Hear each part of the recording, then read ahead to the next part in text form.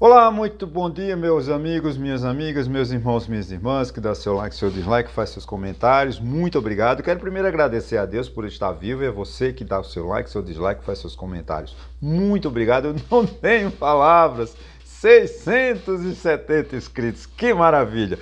E a proposta continua até o final do ano, nós ultrapassamos 1.000 inscritos. Muitíssimo obrigado às 20 pessoas que visualizaram o meu vídeo, o meu último vídeo. Hoje eu falarei. Em primeiro lugar, hoje é 11 de junho de 2026, quarta-feira. Pois é, hoje eu digo assim: o dinheiro acabou, né? O dinheiro acabou e não tem o que fazer.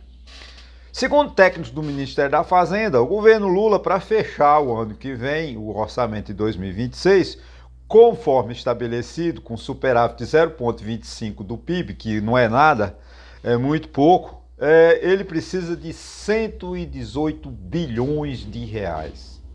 Ou seja, o governo quebrou. O governo não soube gerenciar o orçamento. Né? Não só é culpa do presidente Lula, mas também é culpa do Congresso Nacional, que tem a obrigação de alertar, de votar projetos para que o orçamento seja executado. Né? Por isso o desespero do ministro da Fazenda, Fernando Haddad, em arrecadar. Né? Ele mandou o projeto do IOF, que foi um desastre, agora disse que vai mandar um programa, uma medida estruturantes, né? Que também quer arrecadar. Né? Ele tem a ideia de tirar, o BNDES pagar, né, dividendos para a União. Gente, isso é receita. Né? Ou seja, ele está roendo, rapando o tacho, vamos dizer assim, numa linguagem mais popular.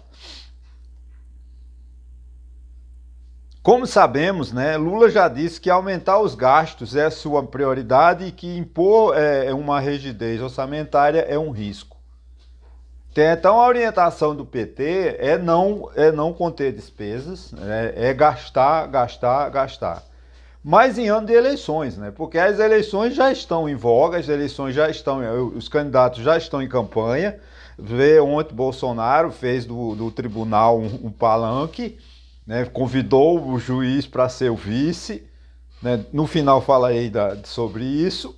Quer dizer, os candidatos já, né, já em campanha, em pleno vapor. Né? O Bolsonaro disse que estará esse final de semana, pediu ao Alexandre de Moraes para passar o final de semana em Natal. Tomara que ele não fuja, como a Carla Zambelli. Né? E é difícil você imaginar que um ano de eleições, né, o governo tome medidas econômicas drásticas que realmente seja o caminho correto, que é o corte de gastos. Né? Porque o corte de despesas, né, vai, de certa forma, de uma forma direta ou indireta, abater mais o governo, vai tirar dele mais a popularidade. E o que o Lula não quer nesse momento é baixar a popularidade, que já está muito embaixo. O governo já está muito desacreditado. As pessoas não acreditam mais nas promessas do PT. Porque o discurso do PT é um discurso velho. É o Bolsa Família, é o pé de meia, é o Vale Gás, mas isso a sociedade já se adaptou, já não é novidade. Quando for o Bolsa Família lá, quando ele criou, foi uma maravilha, né? O pé de meia também não deslancha, né? A gente vê que não tem, porque o pé de meia é para quem estuda, e a gente não gosta muito de dar uma lidazinha, né? Só vai para a escola para ganhar R$ 200. Eu já falei aqui várias vezes. Acontece que cresce muita desconfiança no governo, né? A gente não confia mais no governo, né? Sabemos que ele não vai cumprir as metas. Fizemos um arcabouço fiscal, uma reforma constitucional, o governo prometeu cumprir e a gente vê que não vai acontecer, né? Mais uma vez, eles vamos ter que fazer a emergência, a toque de caixa, mais uma reforma constitucional para assim, suprir a incompetência da área econômica, da área de planejamento, que não cumpriu as metas estabelecidas no orçamento e na lei de diretriz orçamentária, além do arcabouço fiscal, que é uma reforma constitucional para isso. A inflação, nós já perdemos o controle. Ah, Antônio, mas espera aí, o tomate baixou em maio, sim, mas a inflação ainda continua muito alta. Ela está fora da meta em muito, né? E esse ano, por mais que ela venha baixar em junho, julho, agosto, não vai voltar para a meta, que é de pelo menos 4,5%. Tá? O ideal é 3%, com a variação de 1,5%. Então, ela pode... Nós não vamos fechar com a inflação em 2025, no final de 2025, com inflação de 4,5%. Quem dera. Ela vai ficar em torno de 5 e alguma coisa, 5,42%. Né? Tudo isso por falta de política de governo. O governo não quer governar, o governo não quer cortar gasto e não ajuda a que haja uma política efetiva para que o Banco Central possa baixar a taxa de juros. Né? Se ele não aumentar, né? Não sei como vai ser a política nova, a nova reunião do cupom, que parece que não sei se é agora em junho ou em julho. Vamos ver como é que a política do Banco Central vai sinalizar se ele vai continuar aumentando os juros ou vai estabilizar o juro em 14,75, que é um juro muito alto. Se o decreto do IOF fosse vigorar, que fosse aprovado, haveria a possibilidade do governo baixar, do Banco Central baixar a taxa de juros, porque de certa forma o IOF mais elevado, com a alíquota maior, tem uma redução tem como o Banco Central, né, baixar os juros, porque compensa com a arrecadação do IOF, né, que retira a liquidez do mercado. Essa questão, né, de contenção de gastos parece uma cigarra, né, que canta e desaparece. Quem mora em Brasília sabe. No tempo que eu morava em Brasília, tinha o período das cigarras, não sei se ainda tem. Elas cantam dia e noite e de repente desaparecem. Tem também um livro de J.J. Veiga, né, que acho que é Noite dos Uivantes, né, que é onde a cidade é invadida por cachorros, depois invadida por bois, né, e uns moradores estranhos que compram, contratam o maior fofoqueiro da cidade para carregar areia, e as pessoas ficam esperando que o fofoqueiro fale, né, do que está acontecendo, aquelas povo estranho que chegou naquela cidade, vamos dizer assim, se hospedou logo em seguida e começa a fazer uma construção e ninguém sabe porque o maior fofoqueiro é corrompido por esse povo estranho e não fala nada, ele só carrega areia, né, para cima e para baixo com uma carroça de areia. Então acho que o governo está assim, né, essas crises elas batem uma porta, uma hora é a crise do Pix, aí sumiu, ninguém fala mais. Agora a crise do IOF, ninguém fala mais. A crise do INSS, que ninguém fala mais. A crise esse pacote de medidas estruturantes do ministro Haddad. O fato é que o governo está perdido. O ministro Haddad, eu tenho respeito pela sua competência, mas ele não está lá fazendo o que ele quer, né? Ele faz aquilo que o Lula determina, aquilo que o governo, né, que a diretriz do Partido dos Trabalhadores determina, que não tem vergonha de dizer que estão administrando mal, tem vergonha de dizer que tem que fazer economia. Tá vendo? Acho que não sei se é uma empresa Telebrás, né? Hoje a quantidade, né, de bilhões, né, de reais que eles aumentaram as diretorias para apadrinhamento, né? Não, gente, em bilhões de reais, né? O orçamento acho que é da Telebrás, que é do Ministério das Telecomunicações. E o governo parece que o governo está querendo deixar o corte de gasto com o Congresso Nacional, né? Ele manda essas medidas arrecadatórias e o Congresso que se vire e que encontre uma fórmula de reduzir os gastos. Uma das reduções dos gastos, que eu acho que o Congresso provavelmente fará, que é um desastre, eu defendo, mas não a maneira linear como eles estão dizendo. Nós vamos cortar 10% das despesas tributárias, 10% dos subsídios, tá? Despesas tributárias e subsídios são a mesma coisa. São sinônimas. Porque subsídio antigamente se falava muito de subsídio. Agora fala de despesas tributárias.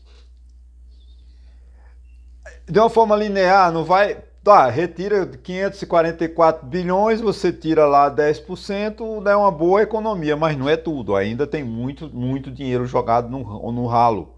Né? 10% é muito pouco. Acho que dá para cortar muito mais, mas não assim direto, linear. Corta 10%, não importa quem. Não é assim.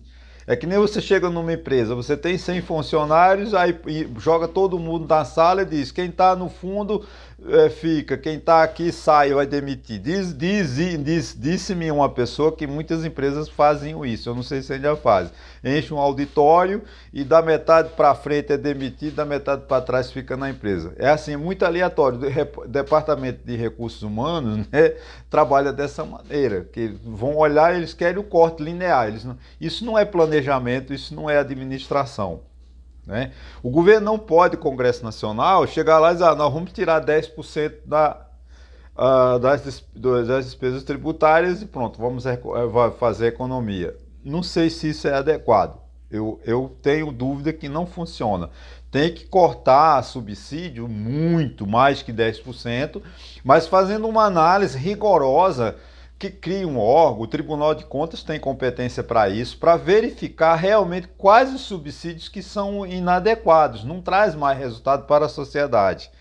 Que o subsídio, a despesa tributária, não é para o empresário, tem que ser benefício da sociedade, é trazer recurso, trazer tecnologia, trazer menos preço, baratear o custo, para que o preço possa ser acessível à sociedade. Mas nada disso o subsídio no Brasil tem feito. O governo dá subsídio, os carros continuam muito caros. O governo dá subsídio à indústria automobilística desde 1950. Desde 1950 que a indústria automobilística no Brasil é incipiente. Ela não se concretizou, ela não amadureceu, ela continua a indústria automobilística sempre no sinal: se não tiver subsídio é inviável. Gente, nós estamos em 2025, 75 anos, né? Que a indústria automobilística no Brasil não se adaptou, não se adequou às realidades econômicas do nosso país. Então tem muita coisa errada nesse setor, né? O setor cana-de-açúcar, por exemplo, com a tecnologia do agronegócio, continua os usineiros querendo subsídio, subsídio, subsídio. Até quando? Será que eles não se adequaram? Aí sim, vinham fazer um estudo detalhado nesse real, da realidade, um estudo aprofundado para que realmente tenha. Eles não, vamos cortar o subsídio da indústria automobilística, vamos cortar o subsídio do Zona Canavieiro. Estou sugerindo por hipótese, tem que ser estudo, tá, gente? Eu não quero aqui uma forma linear com 10%, porque se não é, vamos cortar a despesa em 10%, não vai resolver o problema da administração pública. Você reduz 10%, demite pessoas que não precisavam que não podiam ser demitidas e deixa pessoas que deviam ser demitidas, que não têm produtividade, as pessoas não são avaliadas, porque tem que ter o controle de qualidade.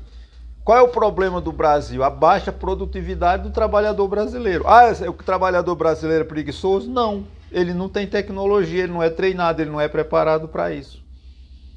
A produtividade no Brasil é baixíssima, mas é em decorrência do quê? Do analfabetismo, da falta de investimento do empresário. O empresário não investe em recursos humanos, levar conhecimento. E a educação, a escola de baixa qualidade nos municípios, nos estados e na União, é de baixa qualidade. O que acontece? O trabalhador brasileiro é um aventureiro. Ele é uma pessoa, como foi na década de 70. O que aconteceu na década de 70? Levou a mão de obra que era rural, levou para a cidade para fazer concreto, mexer concreto, brita com cimento, água e areia. Esse homem ficou 6 meses, virou pedreiro, virou mestre de obra e provavelmente engenheiro, sem ir para a escola. Foi assim que a indústria, a década de 70 cresceu, mas não investiria em educação. Há pouco tempo estava lendo um problema de engenheiro, nós não temos mais as indústrias, e um país que não tem engenharia não tem crescimento. Nós precisamos de escola de engenharia. Mas cadê as escolas de engenharia? Nós não temos. As escolas de medicina agora nós temos, porque a medicina virou agora uma festa, né? As faculdades se ensinam à distância, todo mundo aprende sem ir na escola. Então, o que acontece? O Congresso Nacional, por exemplo, ele pode fazer uma coisa muito boa, voltando, por exemplo, tirando aquele subsídio que eles deram para 17 setores da economia brasileira que não pagam contribuição social sob folha de pagamento. Quer dizer, é um absurdo que se eles fizessem isso, trariam mais recursos para a Previdência Social, mais recursos para diminuir o déficit da Previdência. Mas não, agora, eles vão fazer isso? Eu não acredito.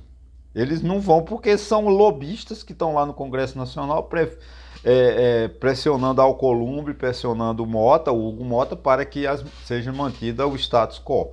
Eles não querem modificar. Eles querem cortar lá. Não vamos cortar onde? Corta sempre no pobre. Vamos tirar o BPC, vamos cortar, desvincular o salário mínimo da aposentadoria. Gente, desvincular o salário mínimo das aposentadorias vai ser um desastre. Vai ser uma crise social gravíssima, porque as aposentadorias vão ficar sem correção e os aposentados não vão ganhar mais, vão passar fome. Não é porque eu sou aposentado, é porque não pode desvincular o salário mínimo da aposentadoria, não pode desvincular o salário mínimo do BPC. Porque o salário mínimo, já disse, é o mínimo, não resolve o salário mínimo, o valor do salário mínimo no Brasil não resolve o problema da fome. É uma esmola, o BPC é uma esmola que o governo dá, que ninguém vive de salário mínimo. Da mesma forma, os R$600, os 700, sei lá quanto, do Bolsa Família. Não dá para a pessoa comer. Lá vem mais um carro de som, vem longe, mas eu não vou parar não, vou pedir desculpa. Tomara que ele tome outro rumo. Eu tenho anunciado aqui que o carro de som se afasta, vai se aproximando, ele acaba tomando outro rumo, não passa aqui. Graças a Deus, parece que esse também vai embora. Bom, então o que acontece? O Congresso Nacional tem essa responsabilidade de realmente encontrar saídas para que o país tenha com que honrar os compromissos de 2026. Porque nós estamos aqui trabalhando... E, gente, Antônio, você está muito precipitado. Nós estamos em junho de 2025. Você já está preocupado com 2026? Claro, em termos orçamentários, sim. Porque a Lei de Diretriz Orçamentária, ela tem uma validade de 2 anos, né? A gente trabalha com uma projeção de 2 anos. Então, a gente já está finalizando o governo de 2026, já trabalhando com o governo de 2027. É assim que chama-se um orçamento. O planejamento, tá? Porque o orçamento é feito com um projeto, é uma peça complexa, várias incongruências, congruências, despesas que não podem entrar, despesas que vão entrar, despesas que vão morrer. É uma análise constante. O orçamento da União é um processo. Ele não termina. Terminou o orçamento de 2025, o governo aprovou, começa de 2026 e começa de 2027, porque é um processo. O orçamento é uma peça constante que está sempre sendo renovada, sempre sendo estudada, sempre sendo avaliada para que o governo tenha como melhorar as condições de vida da população, levando mais saúde, mais educação, mais transporte, mais segurança pública. Então é fundamental que o Congresso Nacional, junto com o governo Lula, encontre saída de baixar a despesa, baixar os gastos.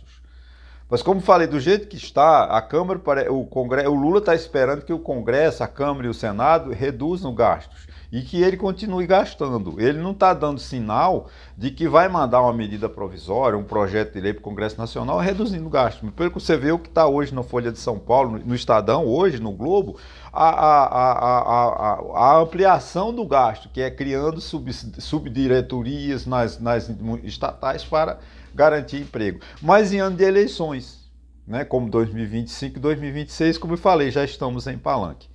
Para finalizar, eu vou falar que como esse vídeo vai correr até sexta, eu faço outro, eu não posso deixar de, em poucas palavras aqui, dizer o que eu assisti em poucos minutos o depoimento do ex-presidente Jair Bolsonaro no Supremo Tribunal Federal como na ação da qual ele é réu. Eu não vou aqui fazer uma crítica profunda, eu só vou dizer o seguinte: eu não entendo como é que alguém pode se dizer que Bolsonaro é um líder. O Bolsonaro só pensa nele. O Bolsonaro é um egocêntrico, o Bolsonaro é um egoísta. Ontem ele ficou claro que ele abandonou a retórica, abandonou aquele discurso. Ele não é líder, ele não lidera ninguém, ele abandonou os seus patriotas, como eles chamam. Ele disse que os militares para ele não tinham nada a ver, ele negou tudo, né? Negou tudo, ele desmoralizou a administração dele quando disse assim: eu não tenho nada a ver com isso, eu nunca li minuta. E se a humilhação dele de pedir desculpa, ele mentiu, como ele falou que realmente, quando perguntaram a ele se ele tinha alguma prova que o ministro do STE, do TSE e o ministro do STF tinham recebido 130 bilhões de reais, né? Milhões de reais para corromper as urnas. Ele só, desculpa, é a minha retórica, eu como deputado sempre falei sem prova. Não, ele admitiu que é um mentiroso. Quanto mais, porque ele disse, como deputado eu podia mentir, que eu tinha liberdade de palavra. Então foi mais, eu peguei a mesma coisa, a mesma retórica de parlamentar e disse que o senhor, mas eu não tenho prova nenhuma, eu não tenho prova, ele se baseia num dado falso da Associação dos Fiscais. Realmente é lamentável. O depoimento, não estou aqui dizendo se Jair Bolsonaro está certo ou errado, não estou analisando. Líder assume o risco, gente, assume a turma. A liderança, o líder, você quando segue um líder, porque sabe que ele vai te defender. Ele vai seguir uma meta, tem que ter um projeto. Bolsonaro, infelizmente, abandonou, né? Ele saiu matando os seus aliados um por um, né? E deu uma facada no coração de cada um deles.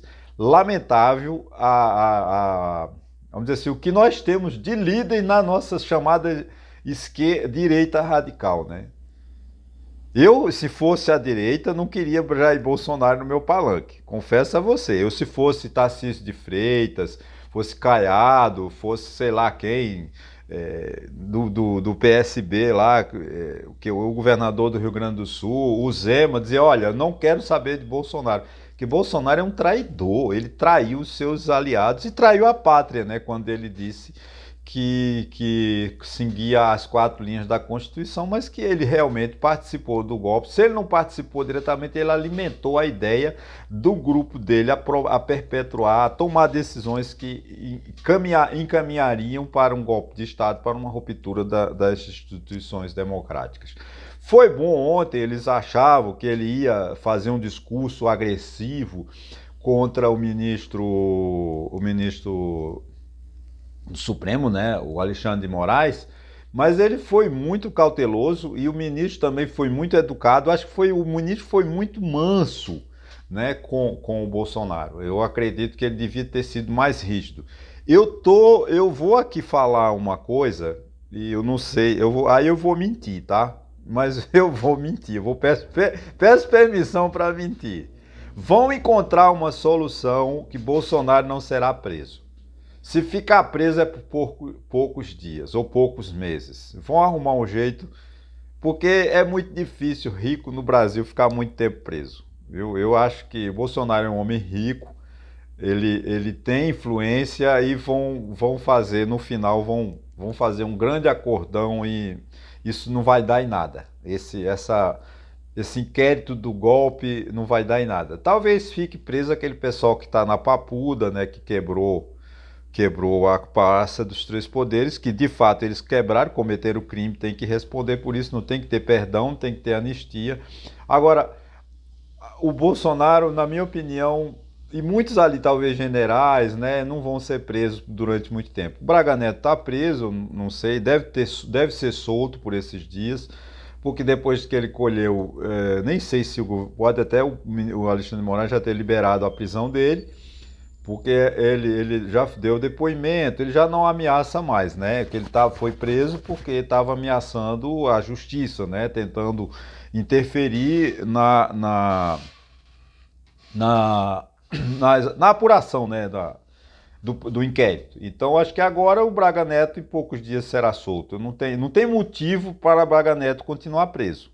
Eu acho que tem que soltá-lo e ele vai ser solto, porque ela já está, não sei, acho que já está há mais de 120 dias, né? Que Braga Neto está preso, mas agora acho que agora o processo não afeta mais, né? O Bolsonaro, o Alexandre de Moraes agiu certo quando declinou, quando negou o recurso a Jair Bolsonaro de apresentar vídeos ontem no depoimento. Se ele quer apresentar vídeo, que apresente nos autos, né? Que ele apresente lá, os advogados dele fazem um requerimento. E ali ele tinha que ter sido, ali era interrogação, perguntas e respostas. Então agiu certo.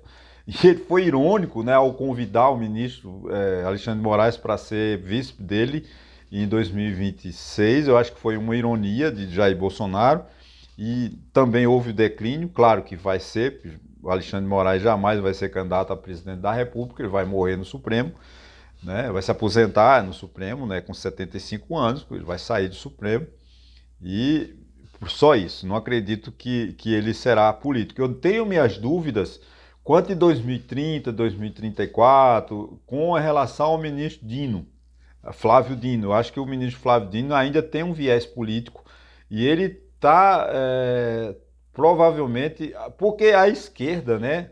A esquerda precisa de uma liderança, porque Lula envelhece. Lula não vai, em 2030, não é possível que Lula insista ainda em ser candidato. E tá, até porque ele não poderá, se ele for eleito em 2026, em 2030 ele não pode ser candidato. Então a esquerda não tem outra liderança que possa chamar de seu, como diz aquela música, né? Então o Flávio Dino eu ainda desconfio que ele pode ser candidato. Ele pode largar o Supremo e ser candidato à presidência da República pela esquerda em 2030, 2034, que ele é jovem ainda, pode fazer isso. Mas Alexandre de Moraes não. Então o convite de Bolsonaro foi um convite irônico do ponto de vista. Então o depoimento foi um depoimento que não absolveu o Bolsonaro. Ele negou tudo, é o direito dele, porque o réu ele pode mentir, pode se calar, pode fazer o que quiser. A única pessoa no tribunal que não pode mentir é a testemunha. Se a testemunha for mentir, ela pode ser presa, mas o réu não. O réu pode mentir à vontade. E como o Bolsonaro mentiu ontem, Bolsonaro foi bom porque Bolsonaro admitiu que era mentiroso, né? Quando ele disse que falava sem provas porque ele tinha a liderança parlamentar, vamos dizer assim, não é isonomia, desculpa a expressão. Ele não comete crime como parlamentar, ele tem a liberdade de falar o que quiser. Então, o Bolsonaro ontem admitiu que é um mentiroso. E realmente o depoimento dele foi todo baseado na mentira, né? Tudo, muita mentira, porque ele sabe, né? Tem prova nos autos que ele falsificou não, que ele alterou a minuta, né? Ele sabe daquelas reuniões todas, ele participou. Os próprios generais admitiram, não tem como Bolsonaro fugir. Então, foi uma. Agora, eu insisto, o Bolsonaro não ficará muito tempo na cadeia, não adianta a gente festejar. Ele vai ser condenado, mas não vai ficar muito tempo na cadeia, porque a cadeia no Brasil não é feita para rico. E Bolsonaro é um homem rico. Ficou rico com a política, né? Graças a Deus, fazer política no Brasil é um bom negócio. Não é a ciência política. A essência da política é fazer o bem a toda a comunidade. Mas no Brasil, infelizmente, os líderes políticos estão lá para fazer riqueza, fazer fortuna. Muito obrigado até você. Se você chegou até aqui, mais uma vez, peço que se inscreva no meu canal, para que até o final do ano a gente consiga ultrapassar o número de 1000 inscritos. E até sexta-feira, se Deus quiser.